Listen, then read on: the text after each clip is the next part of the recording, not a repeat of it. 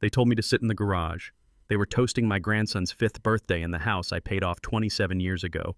I heard the clink of glasses, the forced laughter, the lazy hum of a Bluetooth speaker playing some cheerful pop song I couldn't name.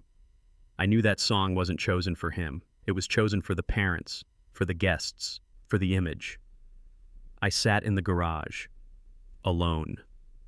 Before we continue, please like and subscribe to the channel and tell me in the comments where you're listening from.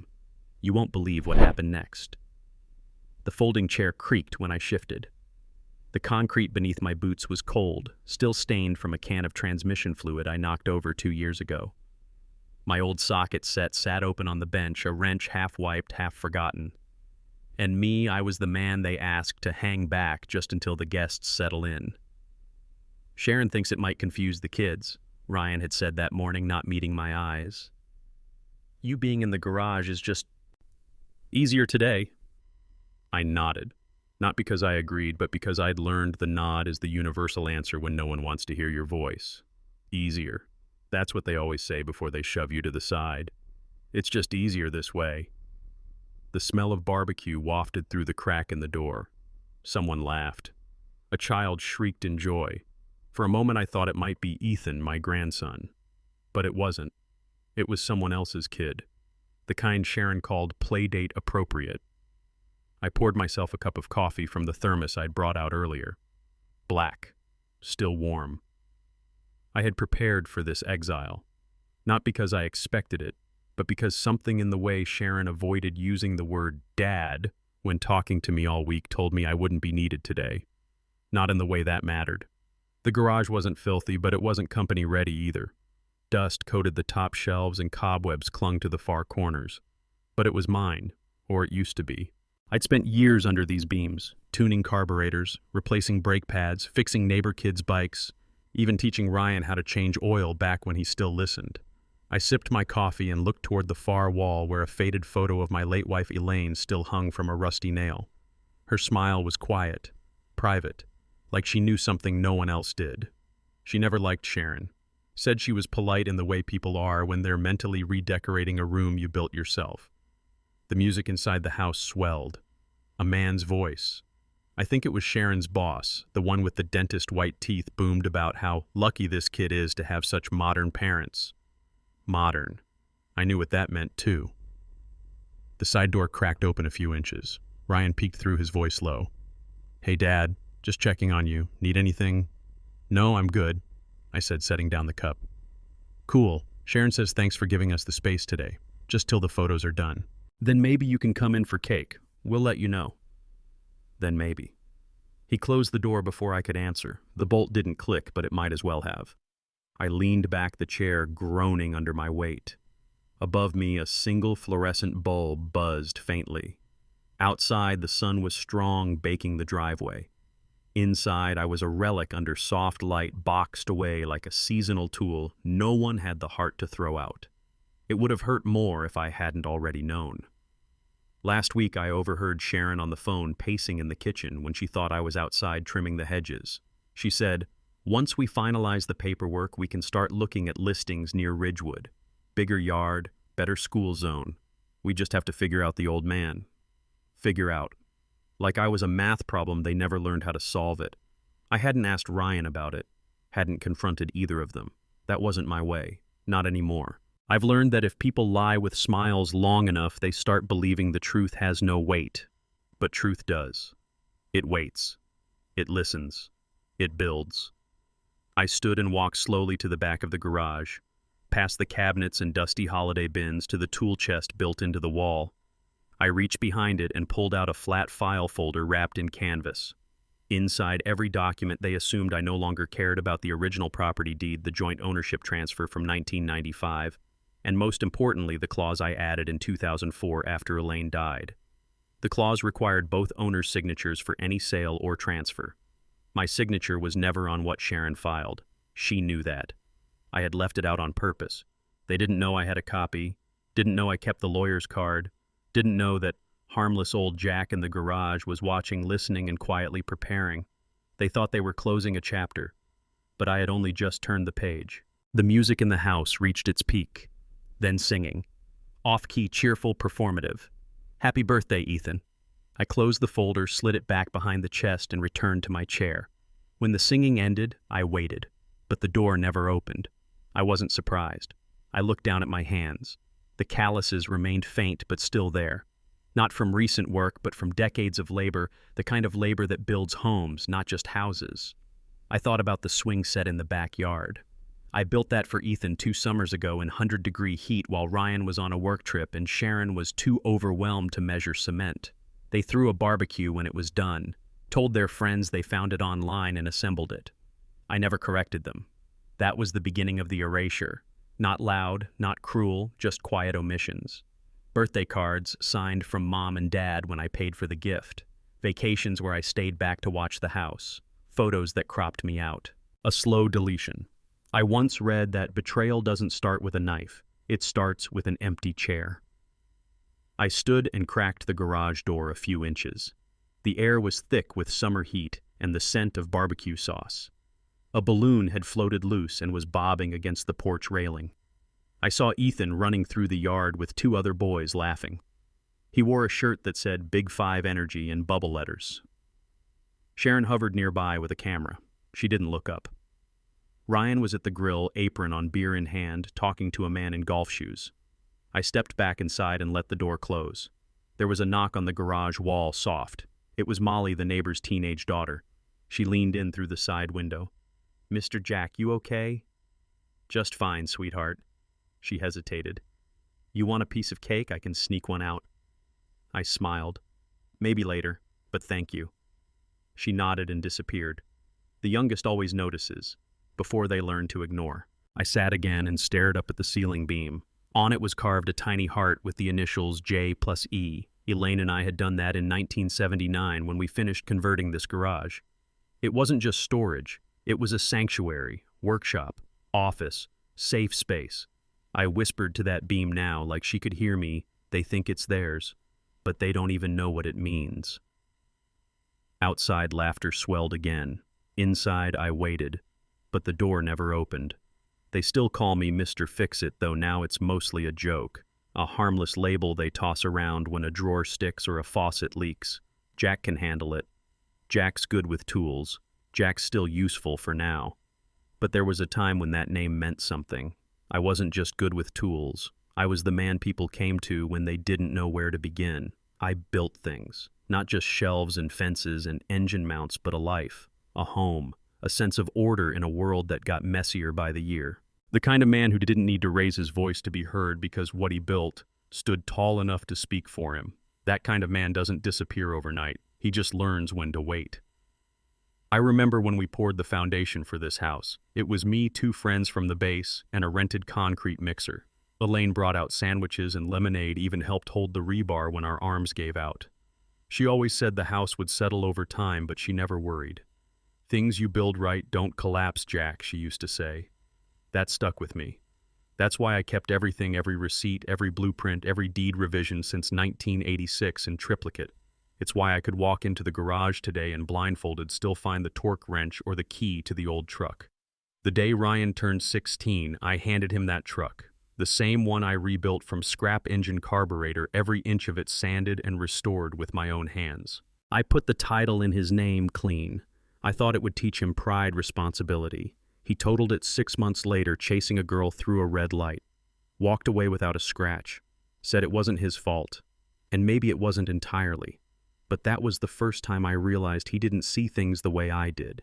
Didn't understand what it meant to build something, to bleed for it, and to treat it like more than a placeholder. That difference grew louder over time. I never minded that Ryan took a different path. He went corporate, wore suits, talked about leverage and margins at Thanksgiving. I didn't care. But what I did mind, what dug into my chest like a rusted nail, was how he began to rewrite the story. How suddenly the swing set Ethan plays on became something they ordered online. How the backyard was renovated by the contractor. How we built this family together became the script, even when my name wasn't part of the chorus. There was a shift, a subtle one. At first it was Sharon casually forgetting to thank me when I rewired the patio lights. Then it was Ryan using "we" when discussing mortgage payments I'd made in full. Eventually, it was both of them referring to the house as theirs, exclusively, confidently, like I was just part of the decor. The old coat rack that no one moves but everyone agrees doesn't match the rest of the room anymore. I would have let it slide maybe if it weren't for the envelopes. I found them the morning after Ethan's party. Sharon had left them half buried in the kitchen junk drawer, sandwiched between expired coupons and dried up pens. I wasn't looking to snoop. I was looking for a working Sharpie. But what I found was more permanent than ink. The top letter was from a real estate agency, Cameron and Riley. Dear Mr. and Mrs. Harlow, it read, attached are the preliminary documents for your review. As discussed, we've omitted the current occupant from marketing language to maintain buyer neutrality. Below that, a flyer draft photos of the living room, the kitchen, the backyard with the caption modern charm, flexible ownership. And then the sentence that made my chest clench, garage currently used for storage. Storage. That was when I knew. They weren't going to ask me to move. They were going to assume I'd already gone. I didn't say anything that morning. Not when Sharon cheerfully asked if I'd mind heading to the hardware store so she could vacuum uninterrupted. Not when Ryan muttered, "We'll keep you in the loop, Dad," without ever specifying what loop I was in. Instead, I walked into the garage, closed the door, and sat at the bench like I'd done 1,000 times before. I opened the bottom drawer and pulled out the old tan file. Inside was everything: the property tax history, the deed transfer forms, and tucked neatly near the back, the notarized addendum I filed after Elaine passed. It wasn't flashy, just one paragraph. But in bold black print, it spelled out exactly what they'd forgotten. Any sale, refinancing, or title reassignment required my explicit signature. No exceptions, no workaround. And my signature.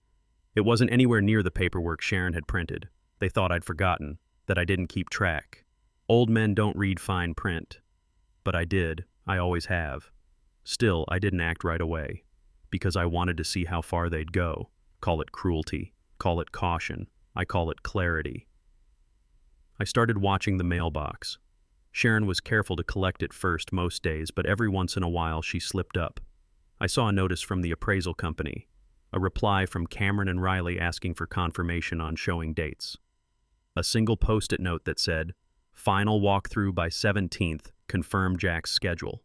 My schedule, as if I were the cleaning crew. I went to the local bank that afternoon, opened a safety deposit box, and moved the original documents inside. Not because I feared they'd take them, but because I wanted control. Tangible, key-in-hand control. I even visited Nate Hirschman's office. He still practiced part-time. We sat across from each other at his desk, and I slid the copy of the clause toward him. He squinted through his glasses, then chuckled softly. "Still have this?" he asked.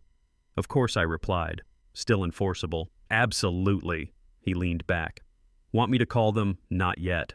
Waiting for the moment, he asked. I nodded, waiting for them to write the ending. Then I'll give them the epilogue. 3 days later, Ryan approached me with a folder in his hand and guilt behind his eyes. "Dad, I wanted to talk to you about some future planning. Just cleaning up paperwork, streamlining stuff. No pressure, just a few signatures." I took the folder, flipped it open, and scanned the first page. It was a quitclaim deed. My name was listed. So was a line for my signature, but not a line for discussion. "Let me read this over tonight," I said evenly. Of course, he replied, all false casualness. No rush. That evening, I took a red pen and drew a single line through the signature box. Then I wrote, "Reviewed. Declined." I placed it back in the folder and left it on the kitchen counter. The next morning, neither of them said a word.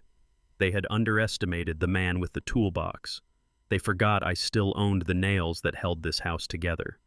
They forgot I once turned a blank lot into a home with nothing but sweat, a hammer, and Elaine's steady hand pointing where the windows should go.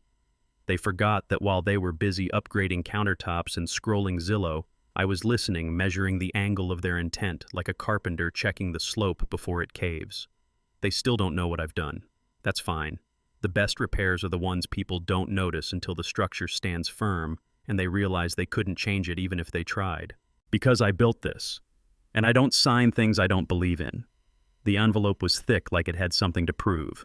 Ryan slid it across the kitchen counter one Tuesday morning the way a salesman might slide a brochure toward a hesitant buyer. He didn't look at me, just sipped his coffee, scrolling something on his phone like this wasn't the climax of a months-long betrayal. "Just some basic paperwork," he said too casually.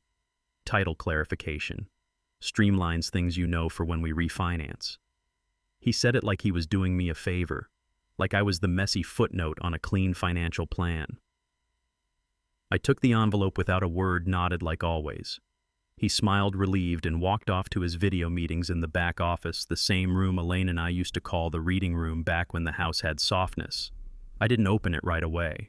I took it out to the garage with my coffee, sat down at the workbench, and stared at the flap for a long time. Paper was never just paper in this family, not when it came with so many assumptions hidden inside. When I finally opened it, I used my old pocket knife. Clean cut, no tearing. I read every page like I was stripping down an engine slowly, deliberately, with the knowledge that one missing bolt could cost you everything. The language was polite but polished and sharp. Terms like transfer of primary interest, streamlined co-ownership dissolution, and expedited transaction authority. Buried in there, clause 6.4. My name removed from all future sale negotiations with a single signature. One stroke of the pen and I'd vanish from the records. And the kicker, they'd already filled out the signature line with my name in faint gray ink, waiting for me to trace over it like some obedient ghost. I didn't feel angry. Anger would have been easier.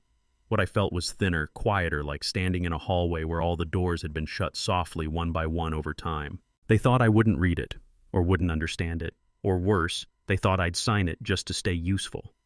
I tucked the papers back inside the envelope, wrote, "Let me sleep on it" on the front, and left it in the kitchen beside the fruit bowl that no one ever ate from. That night, I didn't sleep. I sat on the porch instead, watching the yard. The grass was too green now. Sharon had hired some service to modernize the lawn, whatever that meant. The swing set I built for Ethan stood quietly under the moonlight. I remembered sanding each piece by hand, staining it with the same color Elaine picked out for our deck. She always loved the walnut finish. She said it looked like dignity. I don't think anyone even noticed. In the morning, Sharon cornered me while Ryan was at work. She had a mug in one hand and her smile sharpened to a fine edge. "Hey, Jack, about the paperwork? Just wanted to make sure you weren't confused. It's just to make things cleaner when the house transitions. You'll still have your space. We'd never do anything that affects you." I looked at her and saw it. Not malice, just presumption, the kind that grows when people mistake patience for passivity. I said, "Appreciate the concern. Still want to review it with someone I trust." She tilted her head, smile tightening. "Of course. It's just, we've already made some progress with the buyers. They're expecting things to move quickly. We'd hate for them to think the house isn't unified." "Unified," I repeated. She nodded. "You understand." "I do," I said. "More than you think." That afternoon, I drove to Nate's office again. He greeted me like he'd been expecting the visit. I laid the packet on his desk and sat down. He didn't rush. He read it all, every page, every sentence. Then he leaned back, whistled low, and said, "Well, Jack, they've got nerve. I'll give them that." "Is it enforceable?" I asked. He shook his head. "Not without your signature, not with that clause we filed in '04. They'd need your consent, which I assume you're not giving, not unless hell freezes over." He smiled. "Good. Then here's what we do." We spent the next 2 hours crafting a response. Not a threat, not yet. Just a polite letter, firm, legal absolute. It explained in dry, undeniable terms that I remained a legal co-owner with full veto rights. That no sale, refinance, or title action could proceed without my express consent. It was the kind of letter that made realtors blink twice and buyers walk away. We sent copies to the agency, to Ryan and Sharon and the county registrar for good measure. Nate also filed a quiet title freeze on the property, standard precaution when ownership is disputed. It wouldn't stop them from trying again, but it would buy me time. When I got home, Ryan was in the driveway pacing on his phone. I could hear his voice from the street. "I don't know what happened. He was supposed to sign. No, I didn't push him. I just told him." Then he saw me and froze. "Hey, Dad," he said, stuffing the phone into his pocket. "Just checking in. Everything good?" "Letter went out today," I said. "You should be getting it by tomorrow." He looked like someone trying to smile through a root canal. "Right. Cool. I'll look for it." For 3 days, the house was quieter. No talks of listings, no jokes about upgrades. Sharon stopped leaving brochures on the table. Ryan stopped pretending the refinance was about streamlining. On the 4th night, he knocked on my door. Not the garage, my actual bedroom door. That was new. I opened it and saw a man I didn't quite recognize. He had the same face, the same posture, but none of the confidence. "Dad," he said, "I think I owe you an apology." "Only if you mean it," I replied. He looked down. We didn't think it mattered that much. You've always been so hands-off. We figured you'd be okay with it." "That's not an apology. That's an excuse." Silence stretched between us. Finally, he nodded. "You're right. What were you planning to do if I had signed sell?" "Move to Ridgewood. Use the equity for the next place. Put some away for Ethan's college. And me.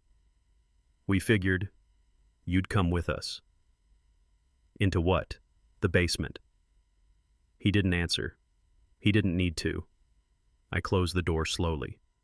The next day, Sharon tried a new approach. She left a handwritten note on the kitchen table. No envelope, just a folded piece of paper with my name on it. It said, "I know things have gotten tense, but we really do care about you. We just wanted a fresh start for the family. We thought you'd understand. We thought you'd want that too." I stared at it for a long time, then wrote 2 words on the back: "Fresh starts require honesty." I placed it where she'd left hers.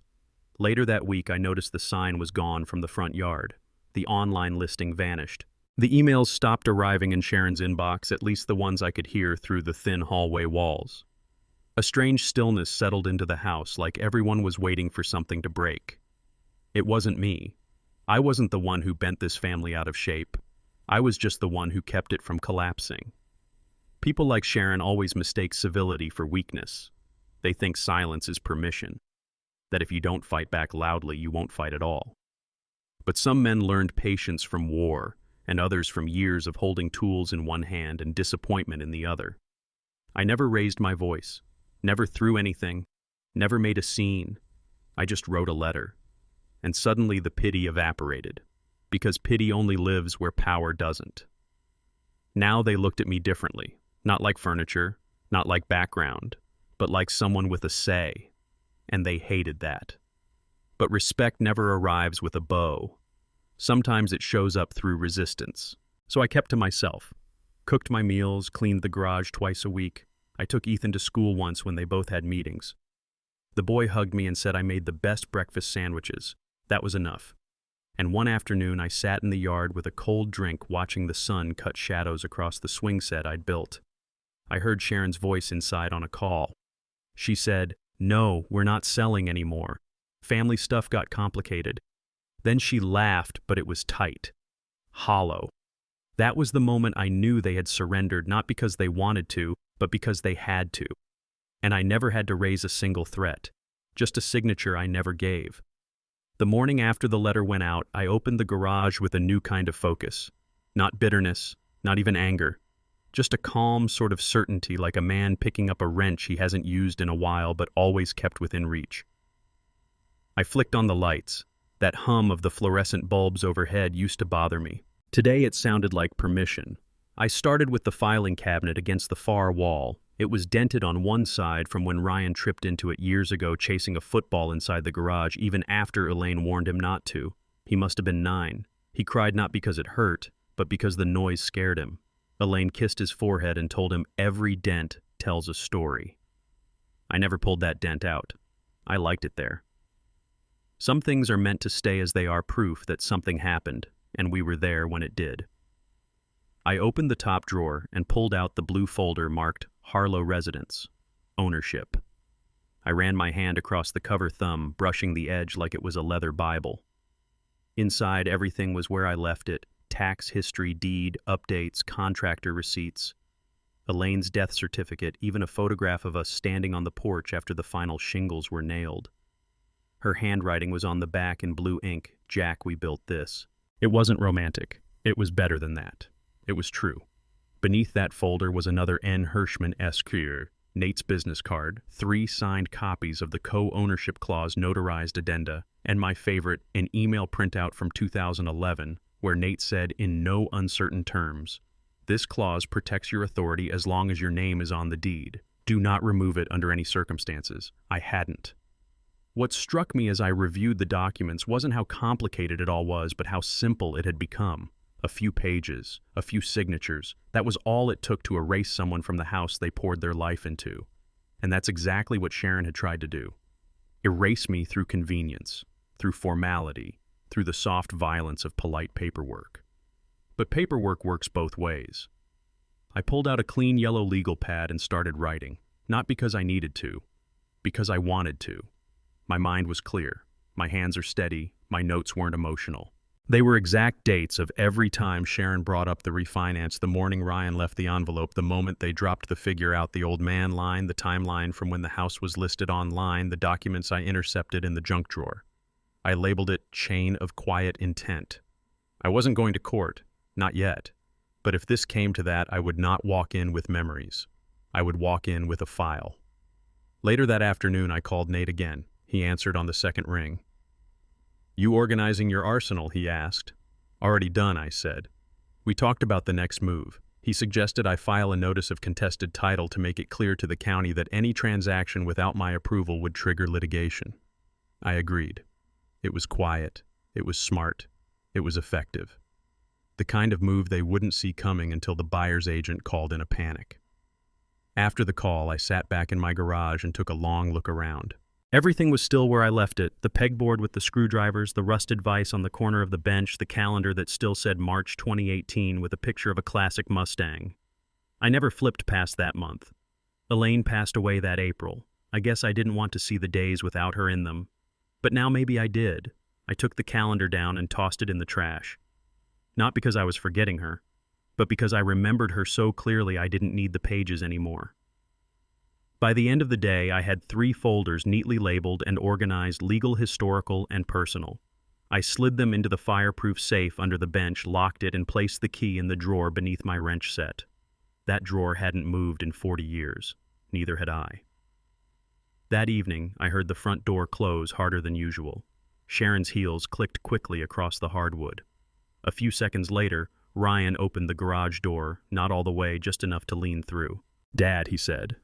His voice was lower, not angry, careful. "You filed something I did. Buyers pulled out. The agency dropped us. I'm aware." He scratched the back of his neck. "Look, I know you think we went behind your back, but it wasn't like that. Wasn't it? It's just, we thought maybe you'd be ready for a change. You're alone a lot. The garage, it's not a retirement plan. I'm not looking for a plan. I already had one. It was this house." He looked around like he was seeing it for the first time. His eyes landed on the photo of Elaine still pinned to the beam. "We were trying to simplify," he said. "For whom?" He didn't answer. I didn't push. I just pointed to the bench behind me. "There's a copy of the documents if you want them. Everything I filed, everything I never signed." He didn't move. Just nodded, then backed out the door. 3 days passed without a word. Sharon didn't make eye contact. Ryan left early and came home late. Ethan started avoiding the kitchen when I was in it, not out of malice, but out of confusion. The silence in the house stretched thin like duct tape trying to hold a cracked window. Eventually, something would give. It was on a Saturday. I was tightening the loose leg on the hallway side table when Ethan wandered over clutching a juice box and a Lego man with no legs. "Grandpa," he asked, "are you in trouble?" I looked up. "No, buddy. Why, Mom says you made it hard for us to move." I set the wrench down. "Do you like it here?" He shrugged. "It's where my room is. That's a good enough reason to stay." He thought for a moment. "Can I still come into the garage?" I smiled. "Always." That night, I cleaned off the old stool next to my workbench. It had been Elaine's seat when she'd come out to talk while I worked, sometimes reading a magazine, sometimes just sipping tea. I dusted it off and tightened one of the legs, just in case Ethan ever wanted to sit and ask questions. Just in case someone in this house still wanted to learn how to build things. The next morning, I found a folded piece of paper tucked into the gap under the garage door. Sharon's handwriting. It read, "We understand. We're not selling anymore. But I hope you know this hasn't been easy for anyone. We didn't want to hurt you. We just didn't know how to include you." No apology, just context. I read it twice, then tossed it in the bin next to the calendar. If you have to explain your silence after the fact, it means you chose it too long. Instead, I pulled out the folder labeled personal and added one more document to it, a letter I wrote that afternoon to Ethan. He wouldn't read it for years, but I needed it on paper. It said, "When people try to move forward without you, son, sometimes you have to remind them you're still standing. You don't have to yell. You don't have to threaten. You just have to stay put and let the weight of what you've built speak for itself." By the end of the week, Sharon had taken down the Welcome Ridgewood Schools pamphlet from the fridge. Ryan canceled a meeting with a mortgage advisor. The tension didn't vanish, but it began to shift from frustration to something closer to respect. They didn't speak much to me, but they stopped speaking over me, and that for now was enough. I arrived at the diner at 9:02 a.m., 2 minutes late. Deliberate. There's a small power in not being the one already sitting waiting. I walked past the humming griddle and the waitress who called everyone Han and spotted him exactly where I'd expected, corner booth back left beneath the faded photo of a train station that hasn't existed in 3 decades. Mitchell Rosen still wore his shirts half-pressed and his ties 2 inches too wide, but he was sharper than most blades and older than most grudges. He looked up from the legal pad and grinned. "Jack Hale," he said, rising halfway, "you look exactly like a man who doesn't knock when they try to push him out." I slid into the booth across from him. "Good to see you too, Mitch." He waved the waitress off with 2 fingers coffee black for both of us and opened his briefcase. "So, you found the clause. I wrote it with you, didn't I?" 21 years ago? He nodded. "Back when Sharon was still calling you Dad and not Jack with that brittle smile." The coffee arrived. I didn't touch it. Mitch pulled out a folder. Not mine, his. "I've been keeping an eye on your parcel ever since you mentioned tension last Christmas. Public filings, debt activity, school transfers, normal lawyer stuff. Nothing aggressive. But they've been shopping that house, Jack. Quietly. No sign out front, but I've got 3 flagged MLS logins and an agent inquiry to a Ridgewood firm." I didn't blink. He continued. "They're using a financial trust to move around the names." "The trust owns the house. They own the trust." "Except they don't," I said, "because I never signed the reassignment." He smiled then. Not a warm one. A legal one. The kind lawyers give when they see an opening. "Exactly. And if you're ready to stop sitting quietly in garages, I have a plan." I leaned in. "Let's hear it." He laid it out in 4 parts. Clean, precise, legal. 1. Reassert ownership on file with county records citing the missing required signature. 2. Block any future listing or transfer under a quiet title action. 3. Send a courtesy notification to Sharon and Ryan, legal tone but civil. 4. Place an anonymous interest on the property, make them think a buyer's already circling. "They'll scramble," Mitch said. "And when they come to you, you don't argue, you don't explain, you just sit with a smile and say, you're considering your options." I stirred the coffee. Didn't drink it. "What about Ethan?" Mitch softened. "You always circle back to the boy. He didn't choose this." "No. But he's watching. And what he sees now becomes the story he carries later." I looked out the window. A minivan was parked near the entrance. 2 toddlers are fighting over a plastic dinosaur in the back seat. I remembered Ryan at that age smearing peanut butter on the walls of our first house, laughing when Elaine scolded him, then hiding behind my legs. I turned back. "Draw it up. All of it." Mitch nodded and began to write. It was noon by the time I left the diner. I walked the long way home, past the hardware store, past the alley behind the old post office, past the bench where Elaine used to sit with her sketchbook drawing birds on Saturdays. When I reached the house, the balloons were gone. The grill had been wiped clean. The only thing left from the party was a chalk drawing on the sidewalk. 3 smiling stick figures and a 4th one smaller with big glasses. Ethan's drawing. I paused at the step and heard the door open. It was Sharon. Her voice was sweet in the way cough syrup is sweet. "Oh, Jack, we were just talking about you. I bet you were." She gestured awkwardly. "We're thinking of maybe having a little meeting soon, just to go over, the house. Things." I smiled. "I'll bring my lawyer." That stopped her. "I'm sorry." "You'll want yours too," I added. "Trust me." She blinked. Twice. Then forced another smile and closed the door gently. I stepped into the garage and shut my door behind me. Later that night, Ryan knocked. Alone. "Dad, what's going on?" I didn't look up from the blueprint I'd unrolled on the workbench. Not a house blueprint, no. This was older. a plan for a vintage rebuild. Ethan's bike was hanging on the hook behind me. "I think you know," I said. He stepped in, hands in pockets. We didn't think you cared. You were always so quiet.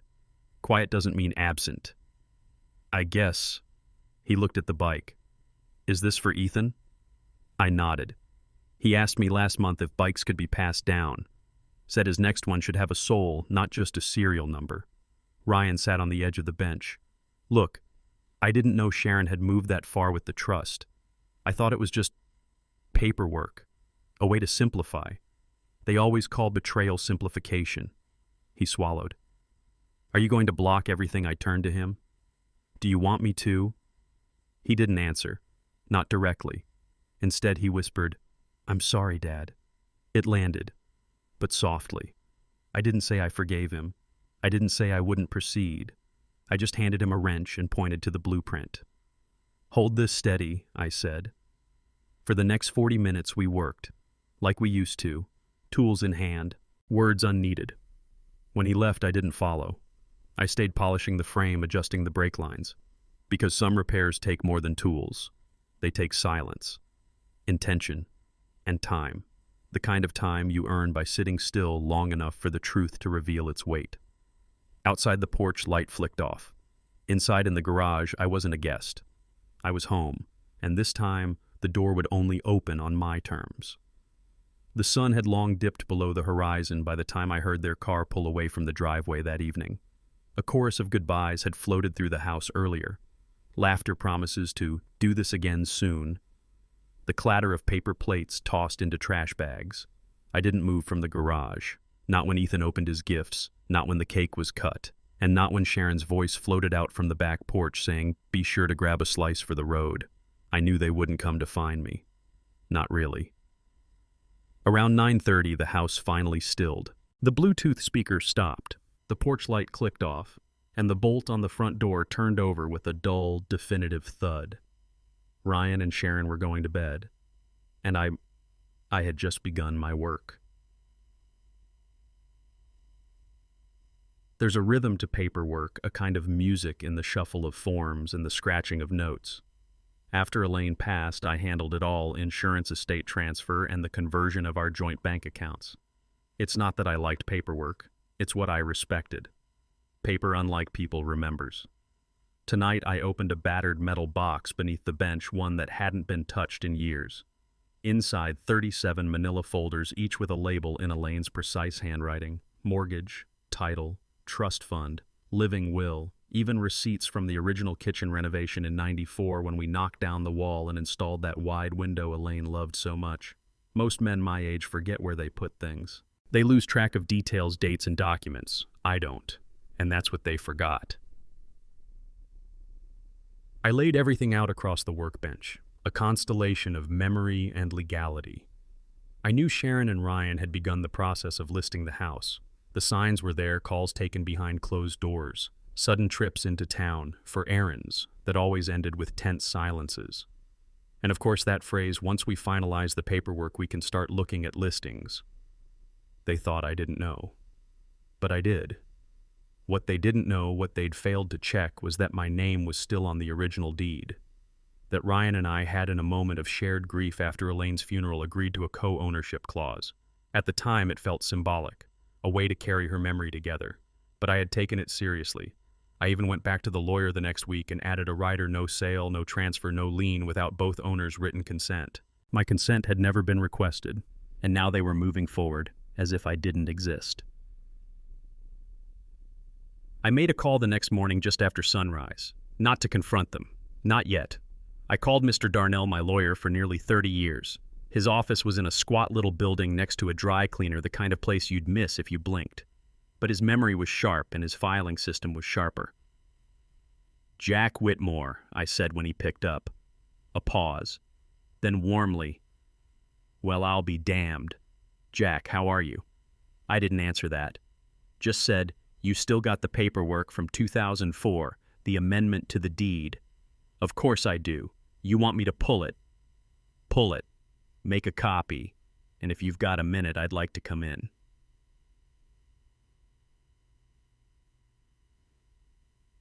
By 11, I was sitting across from Darnell sipping bitter coffee from a chipped mug that still said Reagan Bush 84. He slid the copy toward me, paper-clipped and tabbed. "Your son's agent called me last month," Darnell said, eyeing me. "Said they were consolidating ownership for resale. Asked if you were willing to sign off. I said I'd check with you first. Then I never heard back." I nodded slowly. They thought I wouldn't notice. Well, they were wrong. By that afternoon, we had a plan. Not a fight, not a confrontation, a response. Darnell helped me file a quiet title action, a legal maneuver that would force the county clerk to revalidate ownership, flag any unauthorized transfer attempts, and legally prevent the sale of the house until the dispute was resolved. It was subtle, precise, paper sharp, no drama, just law. Just enough to make the gears of their plan grind slowly to a halt. The first sign that something had shifted came a week later on a Wednesday when Ryan returned home early from work. He stepped into the garage looking sweaty and winded, still in his button-down sleeves rolled up like he'd run from his car.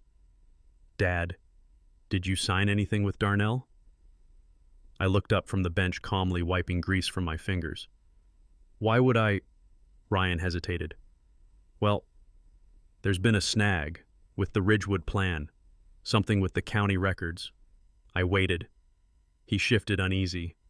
"Sharon's upset. The realtor's confused. They're saying the deed still lists you as an active co-owner, that we can't proceed unless you sign off." "I see," I said, then added slowly, "and you were just going to come talk to me about that now." He opened his mouth, closed it. I went back to the wrench in my hand. He stood there for a minute more, then turned and left. No slam, no apology, but the silence said everything. That night I opened the envelope Darnell had given me earlier. Inside was a notarized copy of the rider. I placed it in the small safe beneath my tool chest. On top of it I laid a photo of Elaine and me from 1982 standing in front of this very garage, arms around each other, both of us sunburned and grinning. She used to say, "The world forgets too fast. That dignity is something you protect before it's taken, not after." I understand that now more than ever.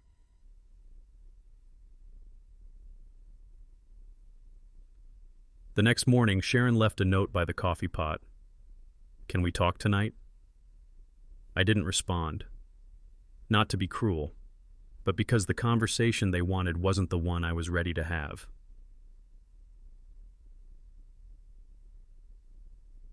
Instead, I spent the day doing something I hadn't done in years. I restored the garage. Not just cleaned, restored. I swept every corner, polished the workbench, lined the wrenches, and oiled the hinges on the cabinet door. I even repaired the old craftsman stool with the ripped cushion and rehung the photo of Elaine so it wouldn't tilt. This was my space, my domain. Not a holding cell, not a retirement cave, not a dustbin for old men. And it was time they remembered that. That weekend, they canceled an open house that had been scheduled for Sunday. A paper sign remained taped to the front window for a few hours before Sharon peeled it off her jaw set. She didn't come into the garage. Neither did Ryan. But Ethan did. "Grandpa," he said, sliding in through the side door holding a small toy hammer. "Can I help?" I looked at him, his bright eyes, his messy hair, his complete lack of agenda, and smiled. "Yes," I said. "Yes, you can." We spent the afternoon rebuilding an old birdhouse I had once made for Ryan when he was 7. Ethan picked the paint color. I let him choose red. Elaine would have laughed. She hated red birdhouses, but she would have understood. Because this was what legacy looked like. Not square footage, not listings, not silence, but work passed down from hand to hand even when the house forgot your name. Let them wonder why their papers got stuck. Let them stew in quiet confusion. I wasn't done yet, but I had time and paper, and both were still mine. It started with a knock on the garage door, but not the polite kind. This one came from knuckles stiff with intention. Sharon. She didn't bother waiting for me to answer. The door creaked open and she stepped in heels, clicking against the concrete like punctuation marks in a sentence she hadn't written yet. "We need to talk," she said, arms crossed over a beige blazer she probably bought for PTA meetings. She skipped. I stayed seated. I'd been polishing the same screwdriver for 15 minutes just for the feel of it. "You found the envelope, then?" Her eyes narrowed. What envelope? I reached beside me and tapped the brown folder I had pulled out earlier that morning. It wasn't hidden. It was placed in plain sight, for someone ready to see it. She stepped closer. "Jack, we've had realtors come by. There's a contract in place. You can't just..." "You mean the forged contract?" I didn't raise my voice, just leaned back in the chair that had grown too familiar over the months. The one missing my signature. She hesitated, then straightened. "Ryan told me you agreed, that it was just a matter of paperwork. Ryan tells you what you want to hear." That landed. I saw it behind her eyes. She stepped back like the air itself had gone stale. "This is our future, Jack. We're not pushing you out. We just need... You want what's convenient. You always have." I picked up the folder, flipped it open to the clause. "Here's the problem. This house, this garage, this land. It still legally requires 2 signatures to move forward. Yours and mine. Ryan's your son." I nodded slowly. "He is. But you're the one holding the pen." The silence between us stretched.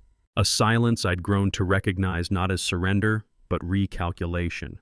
Sharon wasn't the yelling type. She was the kind who smiled through decisions that cut like razors. "You'd stop this. After everything we've done for you." I tilted my head. "What have you done for me, Sharon?" She blinked. "No. Humor an old man. List 3 things."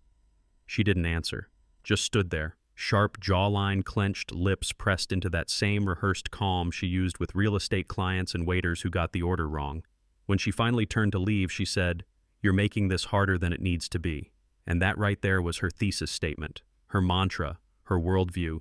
Harder than it needs to be, but I had lived through harder. Vietnam, Elaine's cancer, the day we buried my brother, a housing collapse, a job layoff at 58, watching my savings bleed while Ryan went to college and came back ashamed of where he came from. No, Sharon, I wasn't making this hard. I was just no longer making it easy. 3 days later, Ryan came into the garage. No knock. Just that same heavy walk he used to have as a teenager when he'd broken the mower or wrecked the back gate. He held a folder, thicker than mine. "I talked to a lawyer." I nodded. "Me too." He sighed, sat on the stool across from me. "Dad, come on. This doesn't need to be ugly. We just want a new start." "Do you?" He rubbed his forehead. "Ethan starts kindergarten next year. Sharon wants to be in Ridgewood before enrollment opens. We need the timing to work." I set my wrench down. "You made decisions, Ryan, without me. You told your wife I was just a placeholder, a problem to solve. You told the bank I was retired and cognitively hands-off. You went behind my back. I was trying to protect you. I looked him in the eyes for the first time in weeks. No, son. You were trying to erase me."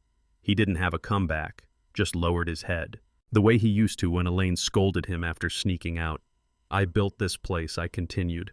"Laid every tile, patched every leak, covered every bill when your startup failed, paid off this house so you wouldn't drown in debt. I even built that sandbox for Ethan with my own hands, which he loves, Dad." Then why, I asked quietly, was I not in a single birthday photo? That silenced him. We sat there, 2 men bridged by blood but divided by choices. Choices that were now printed in legal font, notarized by strangers. Finally, he asked, "What do you want?" I didn't answer immediately. I wanted the silence to sting. I want acknowledgement, not an apology, not fake gratitude, just recognition that I was never a burden, that I mattered, that I still do. He nodded. "Okay." And I added, "You're going to call off the sale." His mouth opened, then shut. He didn't argue. "Because if you don't," I said, this clause here, I pointed at the document, "it goes straight to the zoning office. I'll file an injunction faster than you can say escrow." He looked like a boy again. And for a second I mourned that boy. The one who used to sit in this very garage and ask me why wrenches had different sizes. But I didn't say it. Some lessons I've learned are best taught in echo.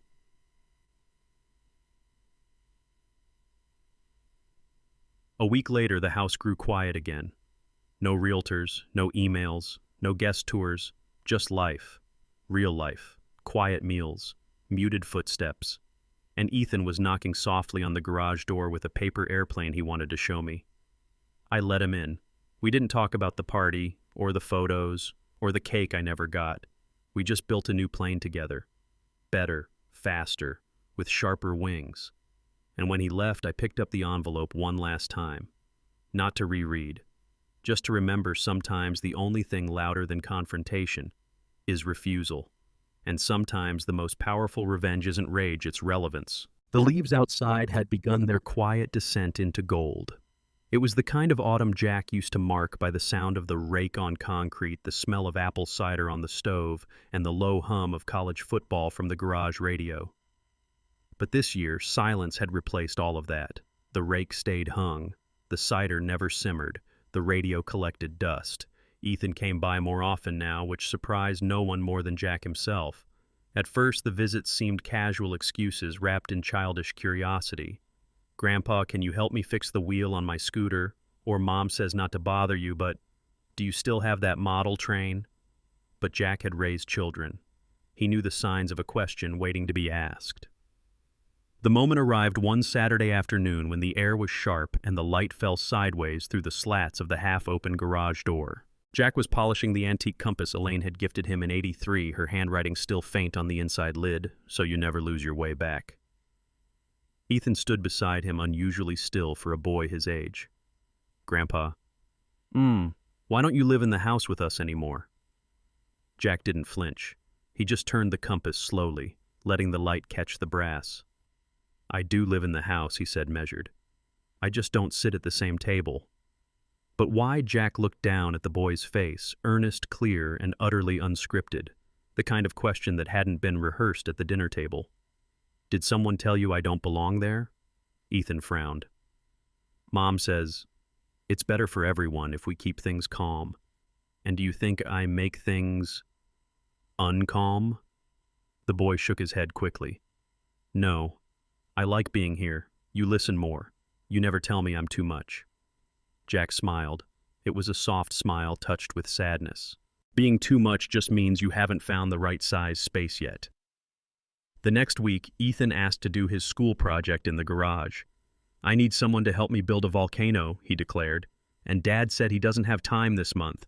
And Mom said you're good with your hands." Jack raised a brow. Did she say it with her mouth or her eyebrows? Ethan laughed. "Both." They built the volcano in 2 days. Jack taught him how to measure ratios for the baking soda mix, how to carve ridges into the clay so it looked like something real, not cartoon stuff.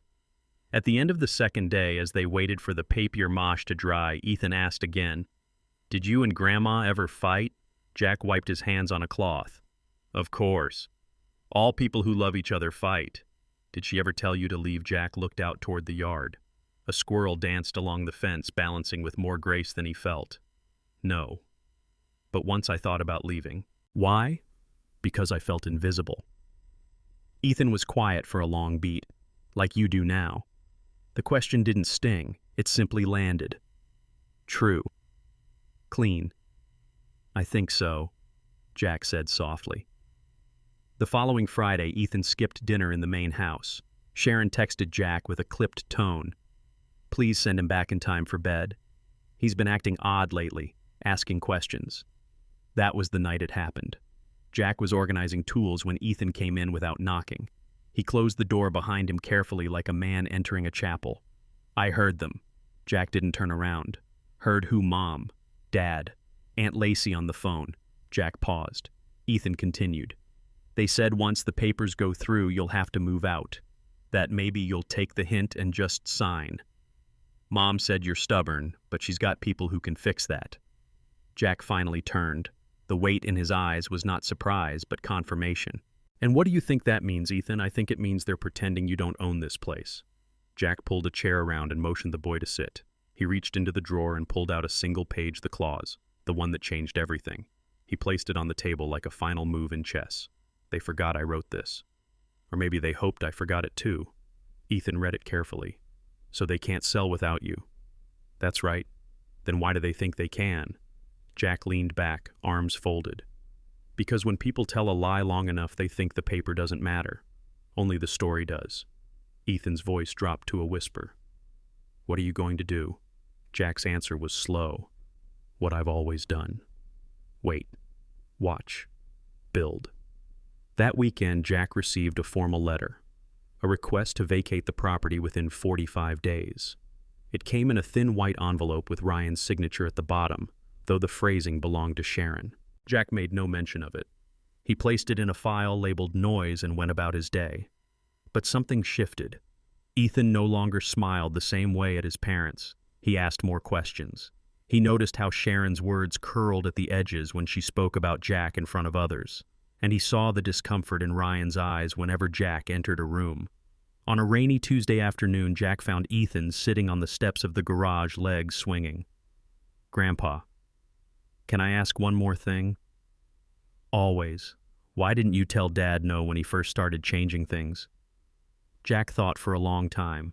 Rain pattered on the roof like fingertips on memory. Because love makes you quiet sometimes. You think if you stay still, they'll come back around. Ethan didn't answer. He just reached into his backpack and handed Jack a drawing. It was a picture of the garage with Jack inside sitting on a chair and the words, "My safe place." That night, Jack sat at his workbench with the folder open, flipping through every page. Then he made a call to someone he hadn't spoken to in a decade, Mitchell Rosen, his former lawyer. We may need to talk escrow, Mark. You ready to pull the ripcord? Jack looked at the paper Ethan had drawn, still resting beside the compass. Not for me. For the boy. The next morning, Jack emailed the original deed, the clause, and a signed, notarized affidavit of Elaine's intent to maintain legacy rights on the property. It was dry legal language, but it meant something very simple: they couldn't sell. Not without a war. A week passed. Then 2. Sharon began dropping more passive-aggressive comments at dinner. Jack, maybe the heater's acting up again. You sure you're managing okay out there? Ryan laughed too hard at her jokes. Ethan didn't laugh at all. Then one afternoon, Jack came into the house for a sandwich and found Ethan sitting alone at the kitchen table. They're mad at me, he said. Jack set the sandwich down. Why? I told them they shouldn't lie about what's not theirs. Jack sat beside him. And what did they say? That I don't understand grown-up problems? Jack nodded. Maybe you don't. But you understand grown-up pain. Ethan looked at him. Grandpa, when I grow up, will I forget what's right too? Jack leaned forward and touched his shoulder. Only if you stop asking the hard questions. Outside, the leaves kept falling. But inside, something had begun to rise. The night before the hearing, I sat in the same chair in the garage that had slowly become my sanctuary, my waiting room, my war room. The swing in the backyard still creaked faintly in the breeze, though Ethan hadn't used it in weeks. I figured Sharon told him it was too childish now, or maybe she just didn't want him to remember who built it. On the workbench in front of me, a yellow legal pad sat beneath a stack of manila envelopes. Each envelope bore a name. Each name bore a lesson. Ryan, Sharon, Ethan, and one final one with no label. That one wasn't for anyone living. The deed had been submitted. The hearing is scheduled. The court would decide tomorrow whether the attempted sale of the house was legal. My name was still on the title. My clause, bless Elaine for insisting on it, had not been removed. But Sharon's lawyers had filed a claim of mental incompetence. They were trying to argue that I hadn't been of sound mind when I reasserted the clause last year. I had smiled when I read the motion. Because tomorrow I wouldn't have to say a word. The evidence would speak for itself. There were records. There were receipts. There were witnesses. And most importantly, there were the emails, dozens of them, that Ryan never thought I had access to. When he'd logged into the family computer, he never cleared his drafts. When Sharon emailed the Ridgewood realtor behind my back, she didn't realize she'd used the shared cloud. Everything they did, every maneuver was tracked, and I hadn't said a word. I'd let them write the whole script. I was just the quiet man with the wrench in the garage, until the ink dried. In the courthouse lobby, Ryan wore the same navy suit he had on at Ethan's last school recital. The tie was new, sleek, corporate expensive. Sharon stood beside him in a muted beige blouse holding a thick binder she barely looked through. She was too busy scanning the hallway waiting for the judge, or perhaps scanning for someone she couldn't manipulate. I walked in alone. No lawyer in tow, no briefcase, just a single envelope folded twice tucked into the breast pocket of my jacket. They saw me and nodded. Ryan even offered a half smile. "Dad," he said, walking over, "thanks for coming. We want to resolve this with dignity." Dignity. That was a word he hadn't earned the right to use. "I'm here," I said simply. "That's enough." The judge was a tall woman in her early 60s with silver hair pulled back and glasses perched at the edge of her nose. When we were called in, she didn't look at me like I was some fossil to be ignored. She looked at me like I was the one holding the fuse. Sharon's lawyer began with polished tones and polished lies. "Your Honor, our position is that Mr. Jack Harrison, though undoubtedly a respected elder, has demonstrated signs of cognitive decline. The clause he refers to was quietly reinstated without proper oversight, and our clients have every reason to believe the sale of the home was a necessary and mutually understood step for the well-being of the family." The judge turned to me. "Mr. Harrison, do you have representation?" I stood. "No, Your Honor, but I do have something to submit." I reached into my jacket and handed her the envelope. She opened it, scanned the first few pages. Her brow lifted slightly. "These are emails?" she asked. "Yes, Your Honor. Dated, time-stamped, and verified. Between my son, his wife, and a real estate agent named Lisa Morales.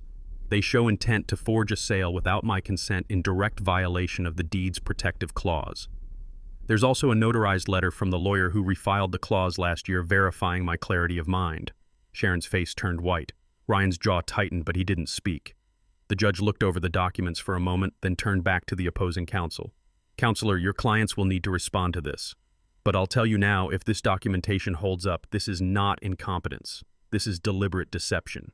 The rest of the hearing moved like clockwork. The evidence was irrefutable. My handwriting was consistent. The witness testimony from my doctor submitted in an affidavit noted no signs of mental decline. And then came the emails, the final nail. Ryan stared at them as the judge read excerpts aloud. "Once he's gone, we'll flip it within 60 days. "That's you, Mr. Harrison?" she asked. He didn't answer. She looked at Sharon. "Jack's sentimentality is our biggest obstacle. He thinks this house means something." "That's you." Sharon blinked, stunned into silence. The judgment was swift. The sale was blocked. The clause was upheld. The property legally untouchable without my written approval. And I wasn't signing anything. When it was over, I stepped outside into the cool air. Ryan followed. "Dad," he said, his voice cracking a little. "Why didn't you just talk to me?" I looked at him. Not angry, not sad, just tired. "I did. You weren't listening." Sharon came up beside him. Her eyes were glassy red around the edges. "So what now? You're just going to what? Keep living in the garage? Play the victim?" "No," I said. "I'm going to live in the home I built. The home I bled for. The home you tried to sell is like a used car. They didn't follow me to the parking lot. They didn't speak again." That night I opened the last envelope, the one with no label. Inside was a letter to Elaine. It was the letter I wrote the night after her funeral but never dared to finish. It talked about the kind of man I feared becoming, the kind of father I worried I was, the fear that I was invisible now that she was gone. But I wasn't invisible. Not anymore. I placed the letter on her photo in the garage under the socket set. Then I made a fresh pot of coffee. I had a swing to repaint tomorrow. For Ethan. Because one day he might need a place to remember where real love once stood, and I planned to be here when he came looking. The morning after the hearing, I didn't sleep in. Old habits die hard, and besides, I had something to do. The coffee maker sputtered to life in the kitchen. Yes, the kitchen, not the garage. For the first time in almost a year, I let myself cross that invisible threshold, the one between exile and return.